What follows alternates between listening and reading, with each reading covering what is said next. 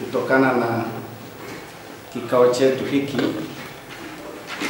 tumefupisha kama mambo matano kama ifuatavyo. Kwanza, kamati ya amani mkoa tunampongeza Mheshimiwa Mkuu wa Mkoa kwa kuitisha kikao cha viongozi wa dini. Hiyo namba moja.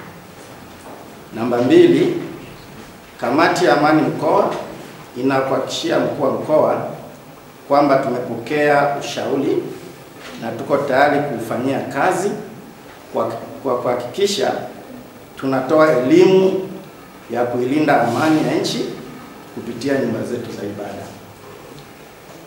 Namba tatu, kamati ya amani ya mkoa tunalaani kitendo cha fujo zilizotokea ndani ya mkoa wetu, hasa ndani ya manispaa ya Sumbawanga siku ya tarehe 30 ya mwezi wa 10 mwaka huu 2025.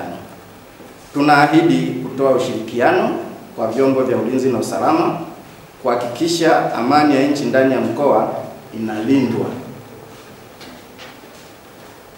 Lakini namba 4, kamati ya amani ya mkoa inakuthibitishia Mkuu wa Mkoa kuwa tumepokea taarifa ya viashiria vya amani ndani ya nchi kwa siku ya tarehe 9 Disemba 2025.